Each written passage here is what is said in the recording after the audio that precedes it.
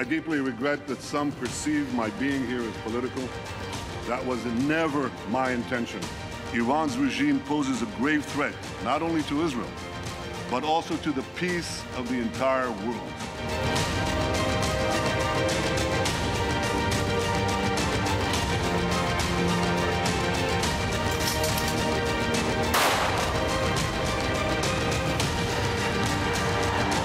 We will protect Israel against a nuclear Iran by working together with our allies and with our best friend, the United States of America, and not against it.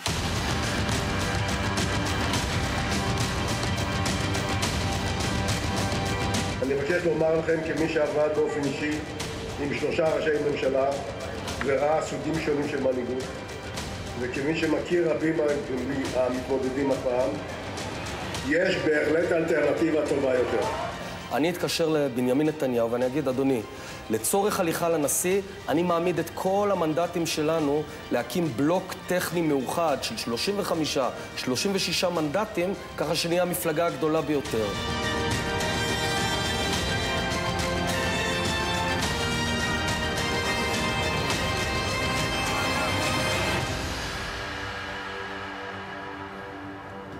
Bonsoir à tous, on est à 2 jours de l'élection à la Knesset ici en Israël et la campagne va connaître peut-être ce soir une sorte de finale en apothéose. En tout cas, les choses s'accélèrent depuis quelques jours. On va assister, et vous allez le vivre en direct, à un grand meeting de fin de campagne organisé un petit peu à l'improviste peut-être par le Likoud et par le Premier ministre Benjamin Netanyahou. Ça se passe place Rabin, lieu symbolique s'il en est à Tel Aviv.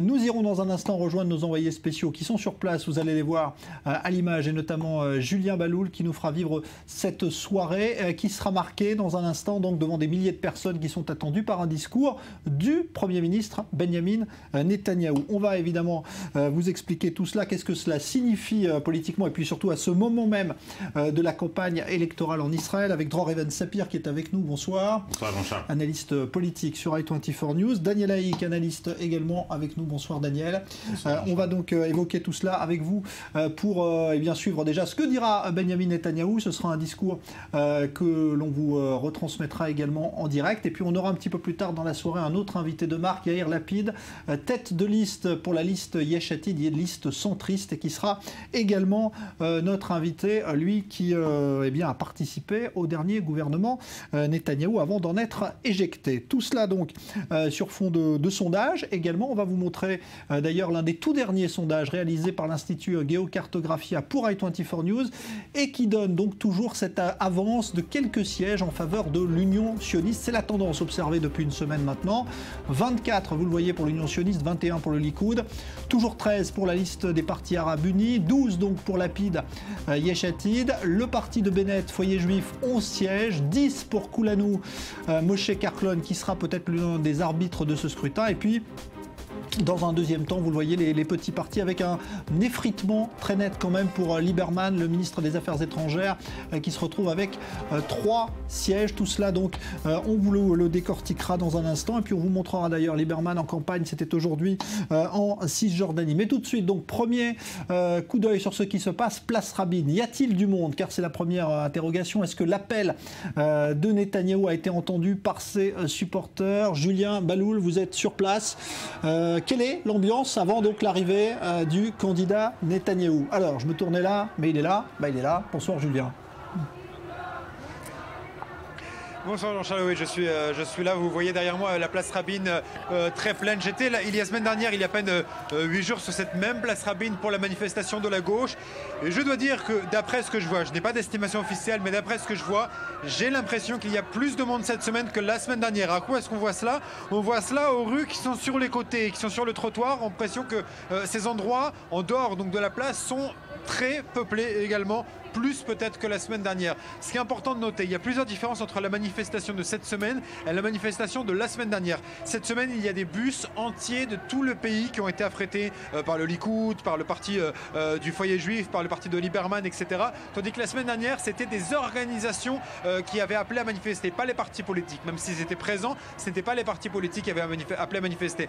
Là, on voit un public qui est venu de l'extérieur de Tel Aviv, un public plutôt religieux, d'implantation de Jérusalem, de l'extérieur l'extérieur de Tel Aviv. C'est un public très différent de la semaine dernière. Il y a beaucoup de monde derrière nous, beaucoup de jeunes, c'est très important de le noter, beaucoup de jeunes, donc j'ai l'impression qu'il y a plus de monde. Il y a une ambiance bon enfant, objectivement une ambiance bon enfant.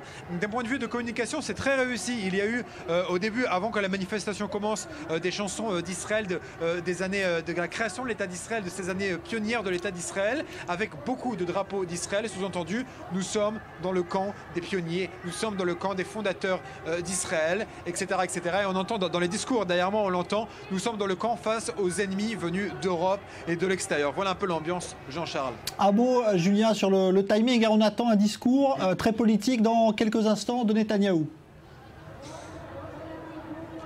Oui, absolument, on attend un discours très politique. Je crois que vous l'avez dit dans les sondages, Netanyahou est en perte de vitesse. Et pour cause, Netanyahou n'a pas fait campagne. Depuis 3 mois, Netanyahou, sur les 3 mois, 2 mois, il a passé essentiel de son temps à faire des vidéos sur Facebook, à faire des blagues. Il a refusé d'aller débattre face à la gauche. Et ça a été reproché au sein de son camp. Et la preuve, c'est que dans les sondages, les autres partis de droite et du centre, eux, ont augmenté. Et Netanyahou, finalement, dans la dernière ligne droite, a été obligé de descendre sur le terrain. Hier, il a brièvement débattu avec Yitzhak Herzog sur Arutz 2. Ce soir, il va venir sur Place Rabin alors qu'il ne devait pas venir à l'origine. Donc, vraiment, dans la dernière ligne droite, il est obligé de faire campagne. Et ces équipes de campagne estiment qu'il fait un blitz, une guerre éclair de communication pour rattraper le temps perdu. Selon moi, il n'est pas impossible que Netanyahou arrive soit égalité, soit en tête dans les élections. Pourquoi? Parce que le public de droite pourrait se rabattre au dernier moment sur Netanyahou pour éviter qu'il soit battu par l'Union sioniste. En voyant les sondages, en voyant Netanyahou distancé, toutes ces personnes qui sont derrière moi pourraient venir soutenir leur champion, parce que ces personnes qui votent pour d'autres partis de droite ne veulent pas de Herzog en tant que Premier ministre. Ils veulent Netanyahou avec d'autres partis de droite. Mais face au recul de Netanyahou dans les sondages, ils pourraient se ranger derrière lui au dernier moment. Réponse mardi soir, bien entendu.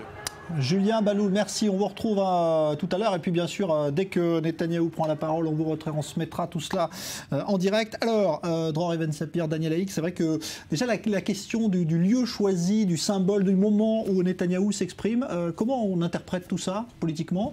Oui, c'est exactement au même endroit qui a vu une grande manifestation la semaine dernière. Une semaine plus un jour, manifestation de la gauche, mais comme Julien nous l'a précisé, nous l'a rappelé, la semaine dernière, ce n'étaient pas les partis politiques engagés dans cette campagne qui organisaient un rassemblement, mais des organisations non gouvernementales opposées au gouvernement actuel, opposées à Benyamin Netanyahou. Alors que cette semaine, on aura... Et d'ailleurs, la semaine dernière, aucun politicien, aucun candidat à la Knesset ne s'était exprimé. On a retenu surtout le discours de l'ancien numéro 1 du Mossad, Meir Dagan. Cette semaine, c'est tout à fait différent, puisque des leaders de partis vont s'exprimer. Benyamin Netanyahou, bien évidemment, mais également Naftali Bennett, Eli Yishai et plusieurs cadres du Likoud, plusieurs ministres du Likoud. Donc un rassemblement tout à fait organisé par des partis politiques, ou en tout cas un rassemblement dans lequel les partis politiques auront bien évidemment leur mot à dire. Ce qui est important également, c'est... on ne sait pas encore combien de personnes vont se déplacer. Manifestement, le pari sera gagné du point de vue des organisateurs. C'est-à-dire faire 30 000 aussi bien que la gauche la semaine dernière. Il est même probable qu'il fasse mieux, d'une part parce que l'organisation, et Julien Baloul nous l'a rappelé, est tout à fait stricte et tout à fait précise, et rien n'a été laissé au hasard. Des bus ont été affrétés un petit peu partout dans le pays. Rien n'a été laissé au hasard pour que le plus grand nombre possible de personnes soient rassemblées ce soir Place Rabin. Et puis l'état d'esprit qui règne dans cette partie-là du public israélien, dans cette partie de la droite israélienne ou de l'électorat de droite qu'on pourrait qualifier comme étant la droite idéologique, la droite la plus engagée, la droite pour qui tout retrait partiel ou total des territoires de Judée-Samarie ou de Cisjordanie serait une catastrophe. Eh bien, pour cette partie-là de l'électorat, les sondages actuels ont fait l'effet d'une douche froide. Les derniers sondages en tout cas, puisque les derniers sondages autorisés à la publication, ils ont été publiés vendredi et tous, sans exception, notaient que l'écart se creusait au profit de la gauche, au profit de l'Union sioniste et aux dépens du Likoud. Pour cette partie de l'électorat-là, un retour de la gauche au pouvoir, c'est presque un cauchemar. Et Benyamin Netanyahou le sait, il va apparaître ce soir Place Rabin, il va vouloir bien évidemment récupérer aux dépens du foyer juif et de Naftali Bennett une partie de cet électorat. Alors, je vais rebondir sur ce qu'a dit Dror. Effectivement, il y a dans ce public, et c'est important de voir qui sont les gens qui vont descendre manifester sur la place Rabin. Si c'est essentiellement l'électorat, on va dire, traditionnel de Naftali Bennett, c'est-à-dire la mouvance sioniste religieuse, qui est une mouvance qui a la capacité de se mobiliser très massivement. Hein. Il suffit d'un appel, il suffit d'une organisation d'autobus pour descendre dans la rue et massivement, on l'avait vu à de multiples reprises, en particulier au moment du retrait. Likoud, hein. Mais justement, est-ce qu'il y aura aussi des militants du Likoud? Parce que ces militants du Likoud, on ne les a pas vraiment vus pendant la campagne électorale. Effectivement, comme l'a dit Julien tout à l'heure, Benyamin Netanyahou, c'est quelque peu endormi pendant une partie de la campagne et on n'a pas vu véritablement de noyau de militants du Likoud prendre d'assaut les carrefours comme cela s'était produit à différentes occasions dans des campagnes électorales. Là, est-ce qu'il y aura aussi des militants du Likoud? Je n'en suis pas certain, parce que quelque part, effectivement, le message aujourd'hui, et c'est un débat que l'on a pu percevoir, je peux vous dire, dans les synagogues de ce Shabbat, dans le Shabbat dernier, le Shabbat passé, effectivement, dans les synagogues, dans la mouvance sioniste religieuse, on se demande s'il faut voter mardi, s'il faut voter utile ou s'il faut voter en fonction de son approche idéologique. Utile, ça veut dire que des gens, des militants du parti du foyer juif, de la mouvance sioniste religieuse, seraient prêts à voter en faveur du Likoud pour faire remonter le Likoud au détriment de Naftali Bennett, du parti de Naftali Bennett, mais pour qu'il n'y ait pas cet écart entre l'Union sioniste et le Likoud, cet écart qui pourrait donner un avantage à Yitzhak Herzog au moment où le président devra déterminer qui sera celui qui est capable le plus à même à former une coalition gouvernementale. Et donc il y a véritablement un débat, des interrogations, y compris un second problème dans le problème, puisqu'il y a aussi le parti de Yachad, le parti d'Eli Yishai, qui est un parti de droite ouvertement,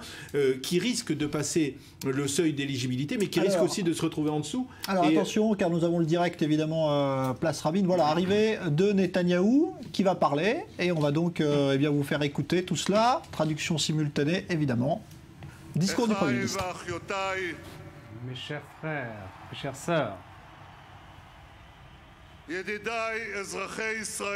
mes amis, citoyens d'Israël, je suis plein d'une profonde admiration à l'égard de chacun d'entre vous, vous qui êtes venus ce soir des quatre coins du pays, de Galilée, du Negev, de Judée, de Samarie, des collines de la côte, de la Shfela, du Golan et de Jérusalem, notre capitale unifiée qui jamais, jamais plus ne sera divisée. Il y a ici un esprit fort, l'esprit du peuple d'Israël, l'esprit juif, l'esprit sioniste. L'esprit, c'est notre esprit. Mes chers amis, je suis venu ici ce soir en tant que Premier ministre de tout un peuple, de ceux qui ne sont pas d'accord avec moi, mais aussi de ceux qui sont d'accord avec moi. Et ils sont extrêmement nombreux au sein de la population israélienne. Je les respecte tous.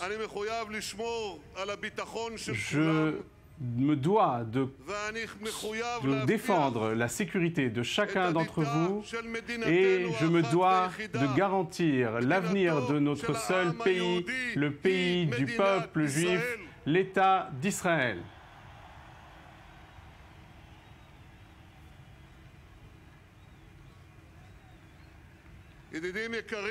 Mes chers amis,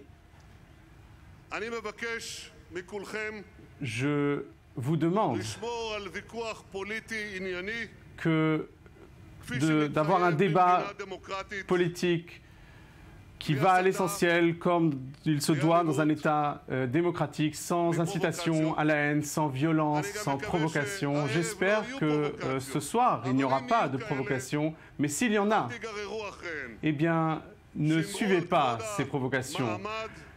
Veuillez préserver la dignité de ce rassemblement, préserver notre unité, car nous sommes pour l'unité d'Israël, nous sommes pour l'amour du peuple d'Israël, de la terre d'Israël, du patrimoine, de l'héritage d'Israël. Et c'est pourquoi nous ne faisons pas partie de ceux qui ont des propos dédaigneux comme ceux qui ont été prononcés il y a une semaine sur cette place. On nous a qualifiés de personnes qui embrassent des amulettes. On a ensuite ajouté qui embrassent des mezuzot, des imbéciles qui embrassent des mezuzot. Et je voudrais vous demander, quel est le problème qu'il y a à embrasser une mezouza? Depuis quand est-ce un péché d'embrasser une mezouza? Oui, nous sommes attachés à l'héritage, à la tradition d'Israël. Nous croyons dans les valeurs éternelles du peuple d'Israël. Nous agissons afin de garantir l'avenir du peuple d'Israël sur la terre d'Israël. Et je voudrais ajouter quelque chose. Nous voulons préserver l'unité de Jérusalem. Nous construisons à Jérusalem. Et c'est vrai, ça n'est pas là la voie suivie par la gauche, ça n'est pas la voie suivie par Tzipi et Bougie. Il y a quelques mois, nous avons annoncé des constructions supplémentaires dans les quartiers juifs de Jérusalem. Vous m'applaudissez quand je dis cela, mais Tzipi Livni, la candidate cachée de la gauche au poste de Premier ministre, Tzipi Livni a condamné notre décision de construire dans les quartiers juifs de Jérusalem. Et je vous demande, si des Juifs ne peuvent construire à Jérusalem, où peuvent-ils bien construire ? Et voici ce qu'a dit le deuxième candidat au poste de Premier ministre, le candidat de la gauche, Bougie Herzog, et je le cite, « Je vois Jérusalem comme servant deux capitales politiques. À Jérusalem-Est, écoutez bien ce qu'il dit, à Jérusalem-Est sera créée la capitale de l'État palestinien. » Voilà ce qu'il dit. Et maintenant, ils essayent de cacher ce qu'ils ont dit. Mais c'est cela leur véritable position. Notre voix est toute différente. Nous voulons préserver Jérusalem, toutes les parties de Jérusalem, sous souveraineté israélienne. Nous ne nous retirons pas, nous ne cédons pas. Et je vous le dis, même face aux pressions les plus fortes, et vous savez bien quelles sont ces pressions, à quelles pressions nous avons fait face ces dernières années. Même face aux pressions les plus fortes, nous présentons la vérité du peuple d'Israël face au monde, comme je l'ai fait récemment au Congrès à Washington.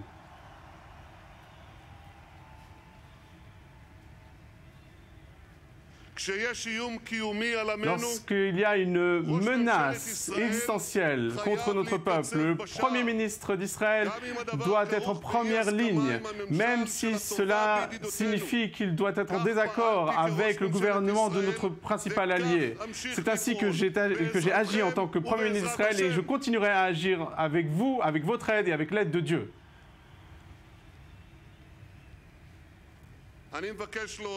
Je voudrais remercier les nombreux citoyens israéliens qui ont soutenu la voie que je mène. Je voudrais vous remercier, mes chers amis, pour votre soutien, vous qui dirigez les partis. Nous sommes ici ensemble, côte à côte, avant des élections qui seront déterminantes. Lors de ces élections,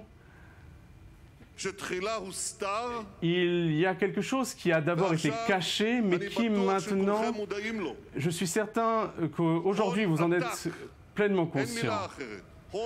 une fortune, des sommes somptuaires ont été acheminées de l'étranger vers les associations de gauche et vers l'association V15. Et cela pour un objectif et un seul, pour remplacer le gouvernement de Likoud que je dirige par le gouvernement de gauche dirigé par Herzog et Bougie avec le soutien de la liste arabe unifiée. Mais faites bien attention, mes amis. Cet effort se focalise autour d'un message. Tout sauf Bibi. Et posez-vous la question, pourquoi est-ce qu'ils font cela? Ils le font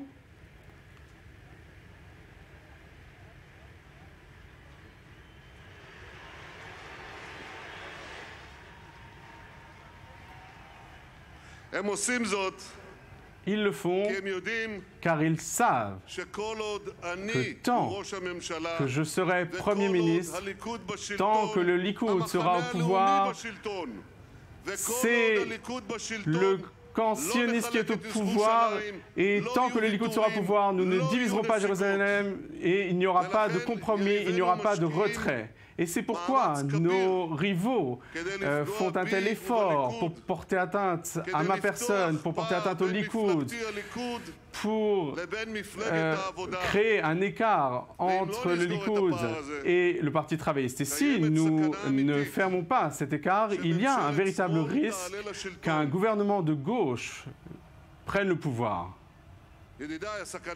Mes chers amis, c'est un danger qui est bien réel, bien que la plupart des Israéliens ne veulent pas de Tzipi et de Bougie à la tête du gouvernement israélien et veulent me voir continuer à diriger ce pays, à être Premier ministre. Mais il faut observer la réalité telle qu'elle est.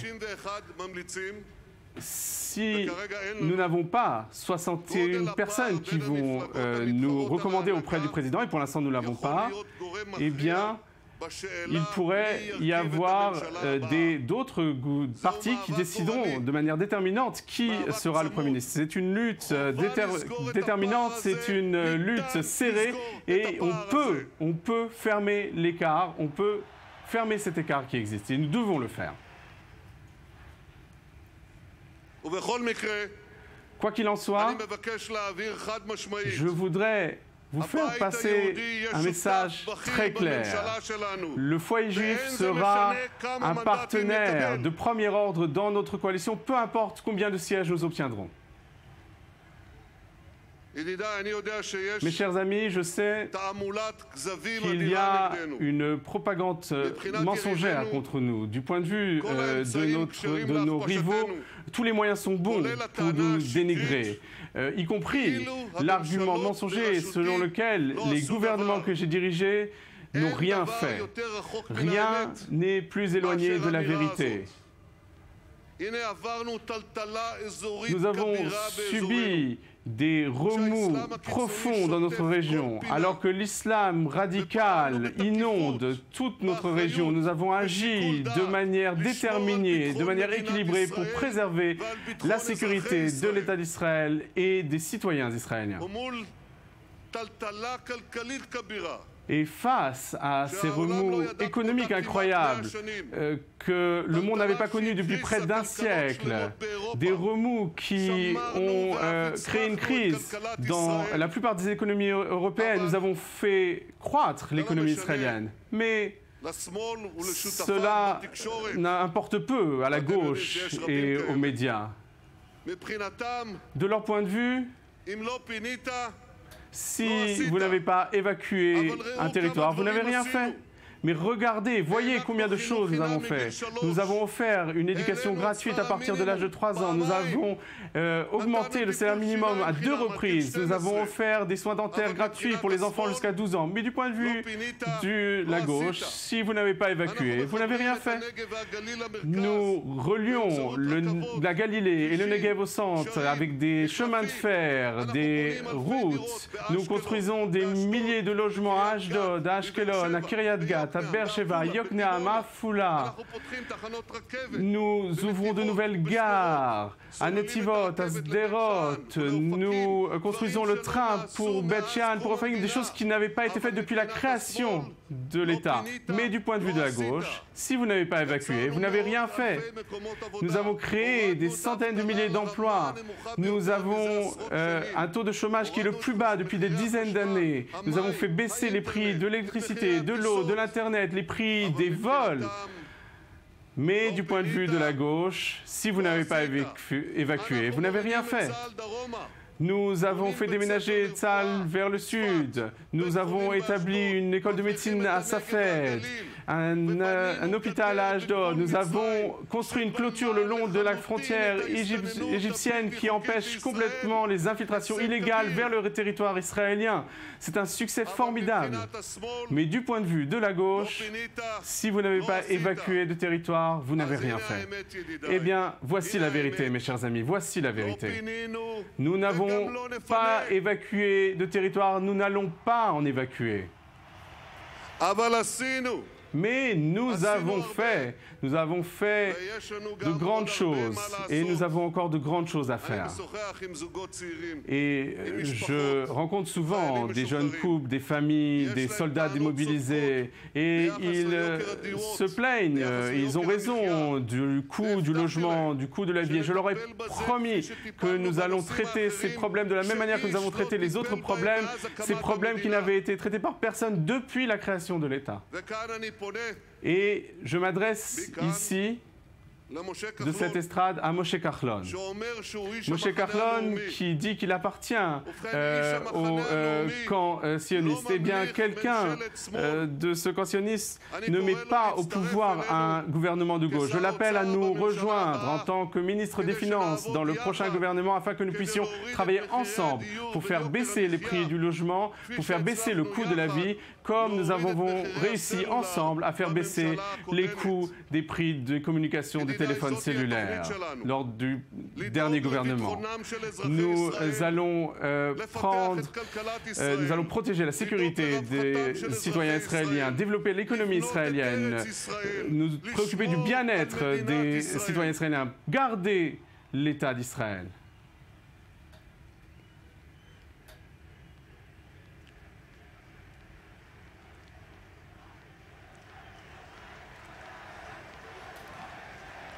Mes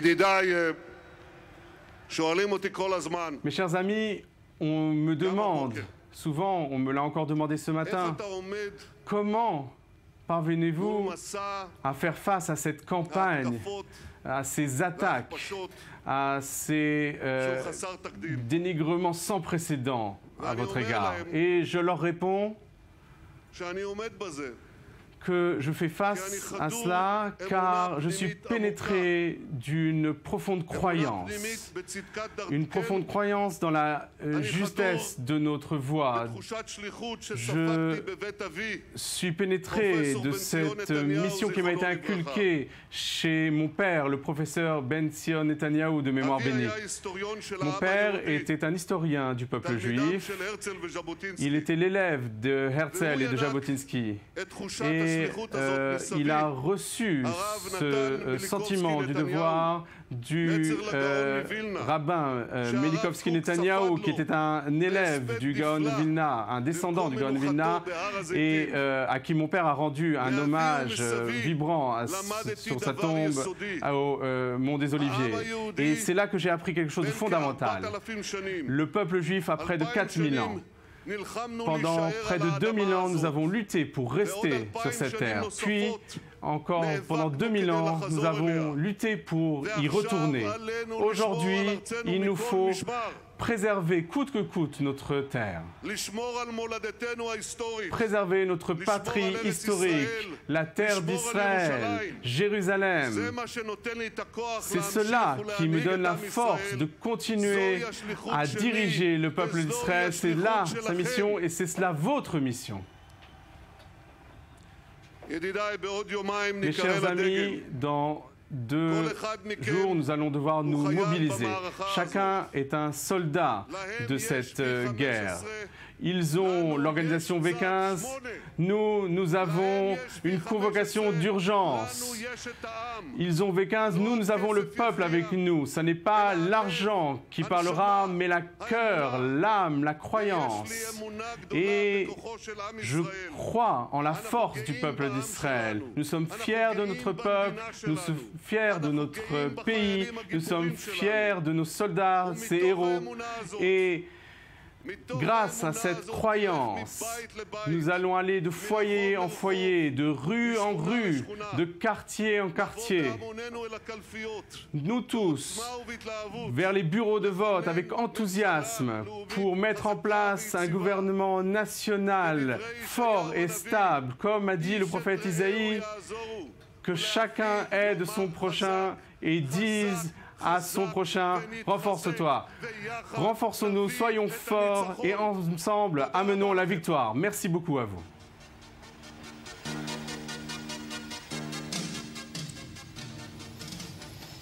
Voilà donc ce discours de Netanyahou qui sera sans doute son seul grand discours d'ailleurs de campagne, puisqu'on vote mardi et que la campagne va s'achever donc dans les heures qui viennent. On va évidemment analyser tout cela avec vous, Dror Even-Sapir, Daniel Haïk. Discours qui avait commencé sur des bases diplomatiques, sécuritaires, puis qui s'est quand même amené sur le terrain de l'économie. Hein. Oui, effectivement, on peut dire que ce discours est un discours à la fois identitaire, à la fois unitaire et à la fois sécuritaire.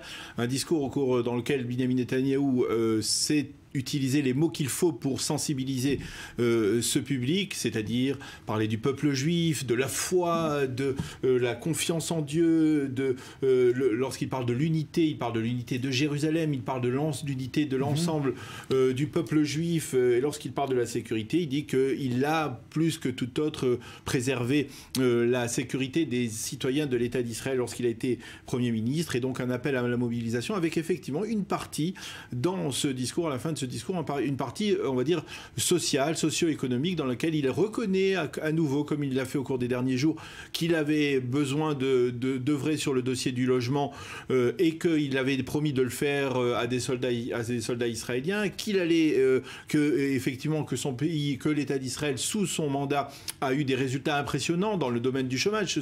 Ce sont des données qui sont effectivement réelles, que l'on a beaucoup mis de côté dans la campagne électorale, qui n'ont pas été mises en avant, mais effectivement, il y a quelques réussites de la part de Binyamin Netanyahou sur le plan social. Il a essayé de les mettre en avant pour essayer de capter une partie de l'électorat qui a tendance, cette partie de l'électorat socio-économique, qui a tendance à fuir vers Moshe Carlon. Et ce qui était intéressant, c'est que pendant que Binyamin Netanyahou parlait, eh bien, je regardais les autres chaînes de télévision israéliennes, et sur les autres chaînes, eh bien, on avait à tour de rôle Moshe Carlon qui venait exprimer le fait que Binyamin Netanyahou, que c'était lui qui était le véritable porteur de l'héritage socio-économique du Likoud, de Menachem Begin, et donc une volonté de Moshe Carlon, même lorsque Binyamin Netanyahou s'exprime devant un public qui lui est acquis, d'essayer de montrer qu'il y a des divergences de vues et qu'il ne lui est pas acquis, même si Binyamin Netanyahou, on sait qu'il l'a appelé ce matin, il l'a rappelé dans son discours, il a rappelé dans son discours, je suis prêt à accueillir Moshe Carlon, il sera ministre des Finances, mon prochain ministre des Finances, et ensemble nous travaillerons dans le dossier socio-économique. Et il sera intéressant de voir s'il y a un impact. Voilà, c'est Bennett qui est en train, on a vu furtivement son image, Naftali Bennett qui est en train de s'exprimer. En tout cas, c'est une belle démonstration d'unité de la droite israélienne, de la droite, on va dire, de la droite idéologique israélienne. Est-ce que cela aura un impact? D'abord, ce sera important de voir comment les principales chaînes de télévision israéliennes ont relayé ce discours, si effectivement on a vu qu'il y avait une foule impressionnante sur cette place Rabin, ou alors si les médias israéliens ont mis de côté, ont utilisé le fait que, par exemple, le président de la commission électorale centrale avait dit que c'était un rassemblement électoral et que donc il risquait d'enfreindre les règles à 2 jours des élections, et que donc finalement on n'en est pas vu suffisamment l'impact. Alors Dror Even-Sapir, on garde Bennett à l'image, on écoutera peut-être un bout tout à l'heure, mais Dror Even-Sapir, votre analyse de ce qu'a dit Netanyahou, de ce discours de campagne unique, il faut l'analyser parce qu'il n'y en a eu qu'un. Hein. Certains considèrent que le discours prononcé devant le Congrès était lui aussi un discours de campagne d'une certaine manière. Écoutez, oui, j'abonde dans le sens de Daniel, c'est un discours qui est destiné récupéré deux parties de l'électorat traditionnel du Likoud qui avait tendance à aller voir ailleurs, vers d'autres cieux politiques. La tendance la plus idéologique qui, bien évidemment, a été séduite pendant une assez longue période par Naftali Bennett qui est en train de s'exprimer. Et puis une tendance qui est différente sociologiquement même. Hein. Je dirais le petit peuple des villes de développement, des quartiers pauvres, qui a fait tous les succès électoraux du Likoud et grâce auxquels le Likoud est parvenu au pouvoir pour la première fois en 1977, à l'époque où il était dirigé par Menachem Begin, bien évidemment. Eh bien, ces classes moyennes ou moyennes défavorisées, une partie d'entre elles, en tout cas, ne sont plus aussi fidèles qu'auparavant au Likoud. Et lorsqu'on a un Moshe Kahlon qui est par excellence le prototype même du militant Likoud issu de ce genre de milieu et qui est parvenu à devenir un des politiciens les plus populaires du pays et qui fonde un nouveau parti avec un discours social et économique très avancé, eh bien, ça séduit beaucoup d'électeurs de Likoud. Et ces derniers temps, on constatait dans les sondages une progression assez lente, mais constante, de Moshe Kahlon qui se faisait aux dépens du Likoud. C'est pour cette raison que Benjamin Netanyahu a consacré la seconde partie de son discours aux questions économiques et sociales, en réitérant son invitation et son engagement à nommer Moshe Kahlon ministre des Finances, quel que soit le score obtenu par le parti de Moshe Kahlon. Donc en d'autres termes, vous n'avez pas besoin de voter pour Kahlon, votez pour moi et vous l'aurez quand même à la tête du ministère des Finances de la même manière. Et il a dit que le foyer juif de Naftali Bennett sera un partenaire de sa coalition, quel que soit le nombre de mandats. C'est l'image ce soir, puisqu'il est en train de s'exprimer après Netanyahou. Quel que soit le nombre de mandats obtenus par ce parti de Naftali Bennett, le foyer juif. Donc en d'autres termes, vous n'avez pas besoin de voter pour les foyers juifs,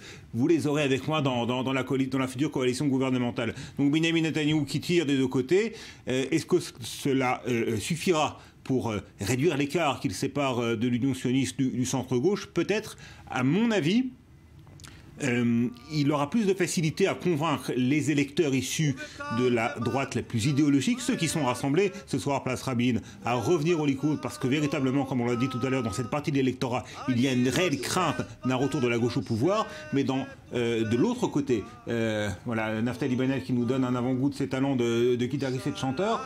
Je crois même qu'il interprète la Tikva, l'hymne national israélien, vous voyez, en direct, repris par la foule. Bon, c'est assez inhabituel de voir... Un appel au sentiment patriotique, un appel à la remobilisation de cet électorat. Mais encore une fois, pour la partie de l'électorat Likoud qui est déçu de la politique économique menée par Benjamin Netanyahu, là, le jeu sera beaucoup plus difficile à jouer et à gagner du point de vue de Benjamin Netanyahu. Moshe Kahlon, à mon sens, peut s'avérer être l'une des grandes surprises de ce scrutin, encore une fois aux dépens du Likoud. Après, la question qui va se poser, c'est avec qui Moshe Kahlon, avec qui Moshe Kahlon... il peut aller partout, parce qu'il a un poste qu'il attend des deux côtés, visiblement. Pas tout à fait. C'est-à-dire, si l'on se réfère aux promesses faites par Yitzhak Herzog a déjà promis le portefeuille des finances à Manuel Trachtenberg, le professeur qui est identifié à la révolte de 2011, des temps de 2011, mais il est probable que si la raison d'État l'oblige et l'exige, eh bien, il cédera ce poste et c'est Moshe Kahlon qui le récupérera. Le seul scénario qui pourrait donner du fil à retordre à Moshe Kahlon et qui pourrait effectivement voir son rêve d'occuper le poste de ministre des Finances éloigné, c'est celui d'un gouvernement d'union nationale. Dans le cas d'un gouvernement d'union nationale, le poids de Moshe Kahlon ne sera plus le même, bien évidemment, et il ne sera plus en position d'exiger ce portefeuille. Parce que si on fait les calculs, dans le cas d'un gouvernement d'union nationale, on sait que les deux grands partis sont affaiblis, ils ont entre 20 et 25 mandats, ça fera 45 mandats au total, il faudra encore retrouver au moins, on va dire, 17, 18, et ces 17, 18, ce sont certainement le parti Chasse, le parti orthodoxe, mais il faudra encore un autre parti, et ce parti, ça sera avec priorité celui de Moshe Kahlon, au détriment de Yair Lapid, que les deux grandes formations veulent voir affaibli. Et donc, il est possible que Moshe Kahlon puisse retrouver même sa place dans le cadre d'un gouvernement d'union nationale.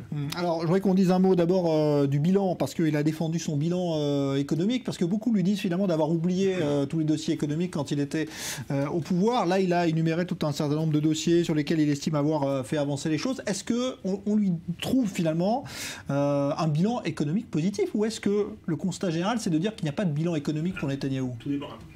En tout cas, la première constatation, Jean-Charles, voilà maintenant 3 jours que Benyamin Netanyahou, qui a donné toute une série impressionnante d'entretiens aux médias israéliens, aux médias électroniques, aux médias audiovisuels, aux médias en ligne, alors qu'on ne l'avait pas entendu parler, en tout cas on ne l'avait pas entendu s'exprimer dans des médias israéliens depuis bien longtemps, eh bien c'est bien la première fois que Benyamin Netanyahou parle d'économie et de social.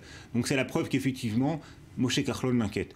Deuxième constatation, alors le bilan économique de Benyamin Netanyahou, tout dépend de quel point de vue on se place et même de quel point de vue idéologique on se place. En termes de macroéconomie, oui, peut-être que les chiffres de la croissance sont bons, les chiffres du chômage également. En termes de microéconomie, en termes de répartition, par exemple, de cette même croissance, eh bien, la plupart des citoyens israéliens n'en ont pas véritablement bénéficié. Parmi les gens qui travaillent, eh bien, un nouveau phénomène en Israël de travailleurs pauvres. Donc oui, un chômage très bas, mais des travailleurs qui sont considérés selon les normes internationales comme étant pauvres. Donc tout cela, une partie de l'électorat Likoud le sait, le vit dans sa chair au quotidien. Et ce n'est pas une bonne chose pour Netanyahou. Effectivement, tout le bilan positif de Benyamin Netanyahou sur le plan économique a été totalement éludé de cette campagne. On peut dire que la presse et les médias israéliens ont tout fait pour ne pas le rappeler dans la campagne et qu'on a insisté quasiment quotidiennement. Si l'on se réfère par exemple au site le plus important, au site d'information, le Ynet, j'en veux pour preuve, chaque matin, le Ynet avait une nouvelle information dramatique sur la situation économique du pays dans différents domaines et il y avait là une véritable orientation délibérée. Ce que je veux dire, c'est que par rapport à la relation entre Kahlon et Benyamin Netanyahou, tous les deux ont commis une erreur. C'est d'avoir focalisé durant cette campagne pour Benyamin Netanyahou l'essentiel de son débat, de son discours sur le sécuritaire. Pour Moshe Kahlon, l'essentiel de son discours sur le social. Et cela veut dire que d'un côté, on avait l'impression que de l'autre côté, il n'était pas du tout actif. Ni Kahlon, ni Benyamin Netanyahou. Il y a une grande différence, c'est que Benyamin Netanyahou et Likoud est un parti qui aspire au pouvoir et Benyamin Netanyahou a resté au poste de Premier ministre. C'est pas, pour l'instant en tout cas, ça ne rentre pas dans les ambitions de Moshe Kahlon. Donc Moshe Kahlon s'est volontairement concentré sur les questions économiques et sociales. Il sait très bien que sur les questions diplomatiques et sécuritaires, il n'a pas la même autorité et la même crédibilité dont bénéficie Benyamin Netanyahou. Donc, délibérément, et je ne pense pas que ce soit une erreur de son point de vue, il s'est concentré sur les questions économiques et sociales. Benyamin Netanyahou, oui, encore une fois, comme on l'a dit, il a attendu la toute dernière ligne droite pour évoquer ces questions. Ce que je veux dire, c'est que aujourd'hui, ces derniers jours, on a le sentiment que des deux côtés, ils tentent de rééquilibrer, de montrer qu'ils ont aussi ce côté important de leur programme, le côté sécuritaire pour Moshe Kahlon, et aussi de l'autre côté, le côté socio-économique pour Benyamin Netanyahou. Alors, on a vu également que ce discours était quand même très, très orienté à droite, en tout cas pour ce qui est de la politique sécuritaire. Nous n'évacuerons aucun territoire, Jérusalem ne sera jamais divisée. Ça veut dire que là, on est vraiment en phase avec les positions défendues par Bennett et le parti Foyer Juif. C'est-à-dire que là, on n'est pas du tout dans une optique d'État palestinien à court terme ou à moyen terme. Hein. Non, pas du tout. Et d'ailleurs, on se souvient des propos attribués à Benyamin Netanyahou sur le discours de Bar-Ilan, prononcé en 2009, et dans lequel il avait reconnu pour la première fois le principe d'un État palestinien démilitarisé aux côtés de l'État d'Israël. Il serait revenu sur les positions exprimées à Bar-Ilan. Alors, le fait qu'il se soit désolidarisé des propos que lui-même avait tenus il y a quelques années à l'université de Bar-Ilan a été par la suite démenti. Donc il y a eu un petit cafouillage autour de cette question. Quoi qu'il en soit, oui, on l'a constaté déjà depuis le début de cette campagne. Benyamin Netanyahou a droitisé son discours parce qu'il considérait que pendant, en tout cas la première partie de la campagne électorale, son principal adversaire politique dans son camp, c'était Naftali Bennett. Aujourd'hui, il semble considérer que et évidemment, il continue à essayer de prendre des voix à Naftali Bennett, mais peut-être davantage encore à Moshe Kahlon. Et il y avait un autre thème, Jean-Charles, important dans ce discours, c'est celui de l'argent étranger. Ouais. L'étranger, le monde occidental, l'Europe, les États-Unis, maintenant les États-Unis de Barack Obama, qui sont contre Benyamin Netanyahou, qui sont contre la droite israélienne, en tout cas qui sont présentés comme faisant une campagne indirectement par voie de V15 interposés et avec des espèces sonnantes et trébuchantes en quantité pour faire tomber Benyamin Netanyahou. C'est l'un des thèmes de campagne de Benyamin Netanyahou Et à gauche, bien évidemment, eh bien, les responsables de la gauche rétorquent que Benjamin Netanyahou lui-même est l'un des hommes politiques israéliens qui a bénéficié le plus des mannes de certains généreux donateurs étrangers et américains, y compris Sheldon Adelson, qui finance le journal gratuit Israël Hayom, qui est tout à fait acquis à la cause du Premier ministre. Alors, on continue à parler de tout cela, mais on va retourner place Rabin, justement, retrouver Julien Baloul. D'abord, pour voir s'il y a toujours autant de monde. Parce que vous étiez, il y a une semaine, à la grande manifestation de la gauche, vous avez vraiment l'impression que c'est match nul, ou bien que c'est une victoire d'un camp ou de l'autre, là, en termes d'affluence? Jean-Charles, je dirais match nul. On regarde tout à l'heure ce que disaient nos collègues des autres chaînes israéliennes. On voyait une estimation à 20 000 personnes, c'est-à-dire peut-être un peu moins que les 30 000 de la semaine dernière de la manifestation de gauche. Mais est-ce que cette estimation est partisane en faveur de la gauche? C'est difficile de le dire. Donc on pourrait penser à un match nul. Ce qui est certain, c'est que l'une comme l'autre, finalement, n'a pas atteint un nombre de personnes assez impressionnant, n'a pas atteint les 100 000 personnes. Ce n'est pas une manifestation historique, ni pour la gauche, ni pour la droite. C'est vrai, bloc contre bloc. On sent que la tension est élevée, on sent qu'il y a beaucoup de suspense dans ces élections, mais ce n'est pas une manifestation historique. Naftali Bennett, derrière moi, est en train de déchaîner les foules, je dois le dire, Jean-Charles. Ce qui est important de noter également, c'est que nous, avec 24 News, nous avons pu diffuser le discours, car nous ne sommes pas diffusés en Israël, à l'inverse des chaînes israéliennes qui n'ont pas eu le droit de diffuser les discours de Naftali Bennett et de Netanyahou en direct à cause de la loi électorale sur la propagande. À un peu plus de 24 heures du scrutin, ils ont été obligés de diffuser des morceaux en décalé, montés, parce qu'il y a une loi évidemment sur la propagande, sur l'égalité du temps de parole. Donc c'est aussi un message, un point important. Les Israéliens qui sont chez eux n'ont pas pu voir l'ensemble de ce spectacle. Donc l'influence va être peut-être réduite. Sauf s'ils regardent i24 News sur Internet, parce que c'est possible, et en 3 langues en plus. Alors un mot, Julien, sur la manière dont ce discours de Netanyahou a été reçu. Est-ce que vous avez vu de l'enthousiasme, de la ferveur dans la foule, par exemple? Là même, on l'entend actuellement même, Naftali Bennett est acclamé en héros. Benjamin Netanyahou, c'était la star de la soirée. Vraiment, c'était l'homme qui était attendu par la foule. Il a été acclamé, il a fait huer Tzipi Livni lorsqu'il a dit son nom. La foule a hué Tzipi Livni. Naftali Bennett a fait chanter la foule. Vraiment, les personnalités de droite ici sont accueillies comme des rockstars par la foule. Il y a vraiment un sentiment de solidarité avec les leaders, mais encore une fois, ils sont 3, Naftali Bennett avec Dor Lieberman et Benjamin Netanyahou, et les électeurs de droite vont choisir entre l'un des 3. Ils savent que Benjamin Netanyahou est le mieux placé pour être Premier ministre, mais est-ce qu'ils préféreront aller vers leur parti de cœur? La question reste ouverte. Merci Julien Baloul, on vous retrouvera peut-être un petit peu plus tard parce que c'est pas fini visiblement. Il y a toujours donc Naftali Bennett qui est en train de s'exprimer. Vous en pensez quoi vous de cette démonstration ce soir? Vous direz qu'elle est réussie ou pas pour la droite, pour Netanyahou? Un beau bouquet final pour la droite israélienne qui était en position difficile au cours des derniers jours. Est-ce que cela sera suffisant? C'est difficile à dire. Il est possible, de la même manière que l'on avait senti au lendemain du discours de Benjamin Netanyahou devant le Congrès, que Benjamin Netanyahou avait quelque peu remonté dans les sondages avec 1 ou 2 mandats, et effectivement il avait eu 1 ou 2 mandats, cela n'a tenu qu'une semaine. Peut-être que c'est ce 1 ou 2 mandats qui manque au Likoud pour essayer de combler une partie de cet écart, qui sera déterminant finalement ce mardi soir lorsque les premières estimations seront rendues publiques.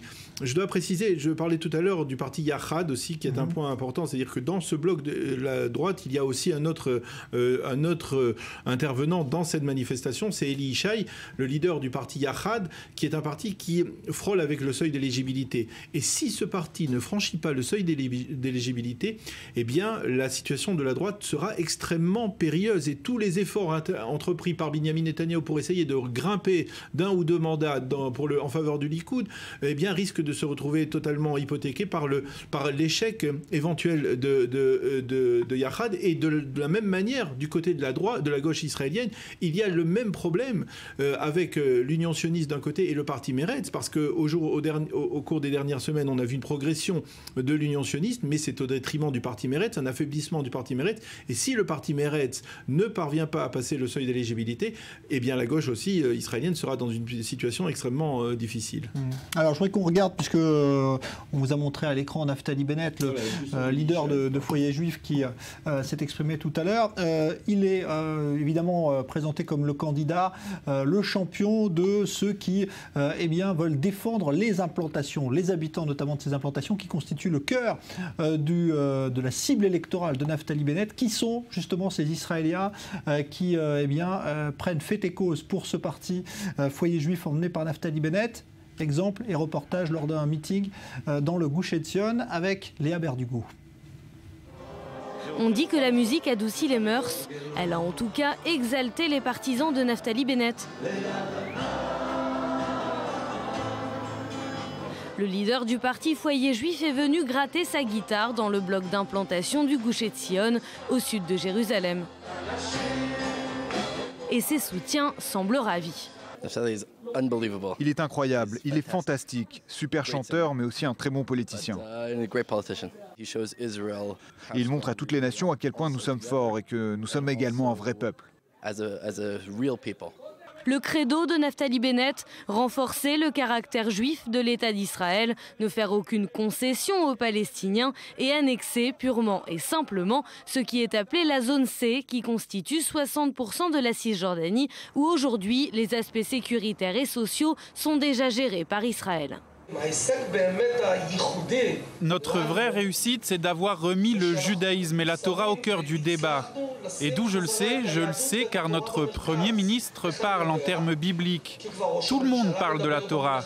Avant, on parlait de patrimoine d'Israël, de judaïsme. On faisait tout pour éviter de dire le mot Torah.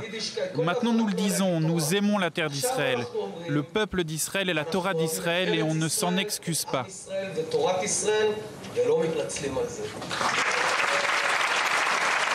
Mais le public n'est pas venu pour juger les arguments de l'homme politique, car ils sont presque tous déjà convaincus. La plupart d'entre eux habitent les implantations juives en Cisjordanie, et particulièrement le Gush Etzion, un endroit symbolique pour ces défenseurs du Grand Israël.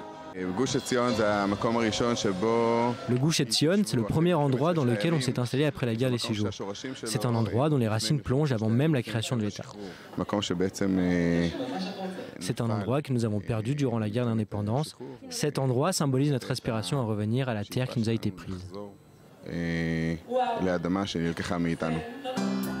Les partisans de Naftali Bennett chantent en chœur avec leur leader. Ils louent ce moment de rassemblement autour de chansons patriotiques, notamment à la gloire des soldats.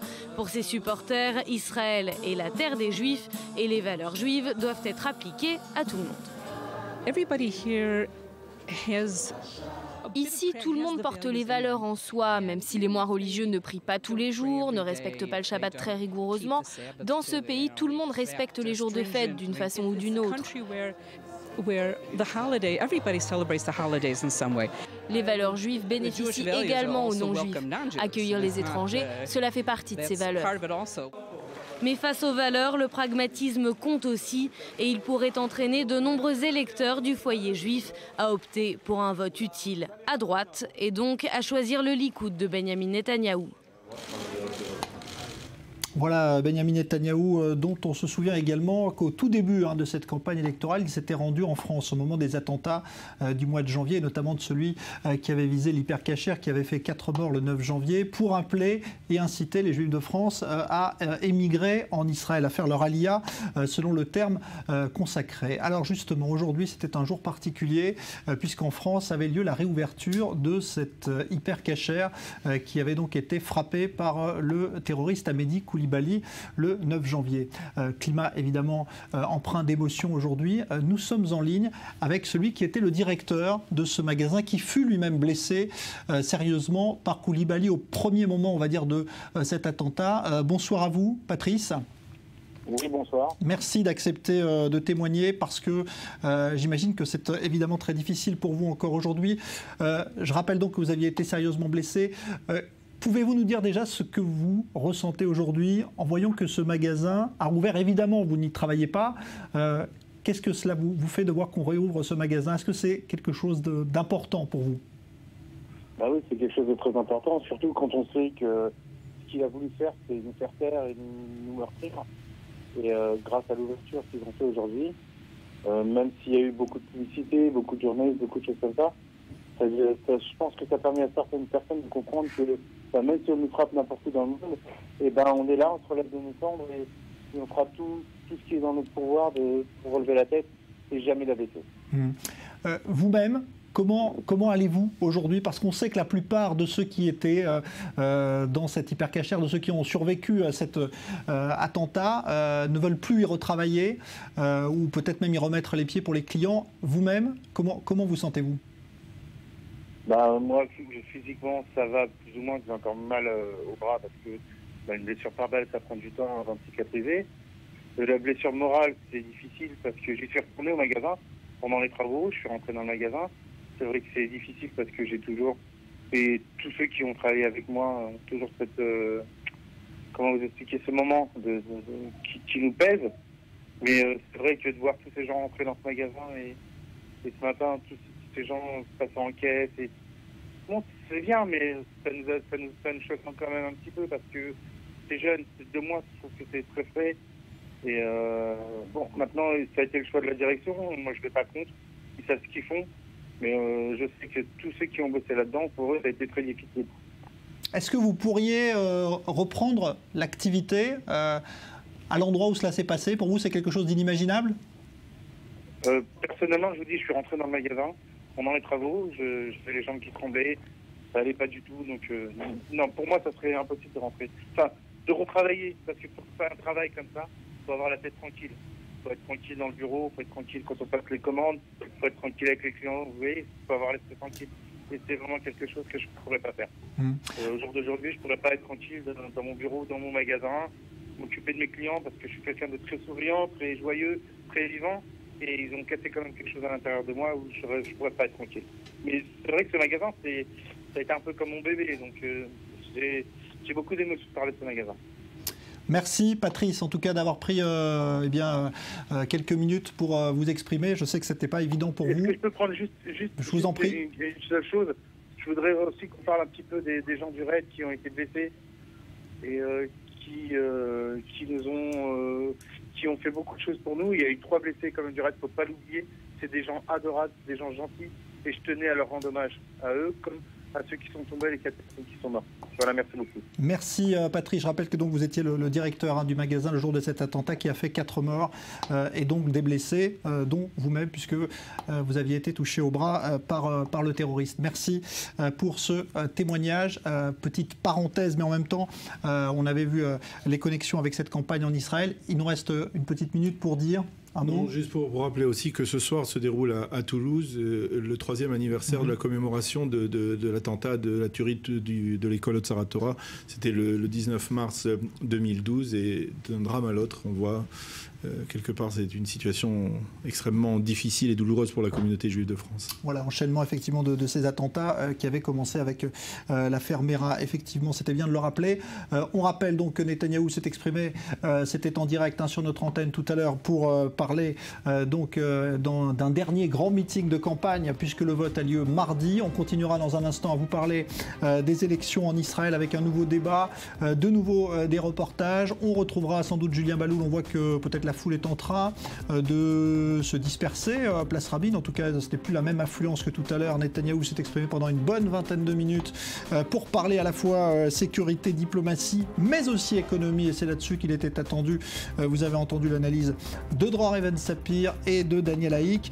On continue donc une deuxième heure spéciale élection dans un instant. Et puis n'oubliez pas Yair Lapid, tête de liste Yesh Atid, ancien ministre des Finances de Netanyahou, mais qui n'est plus, on va dire, un allié désormais de Netanyahou. Et bien sera notre invité dans un peu moins d'1 heure. Restez avec nous, on revient.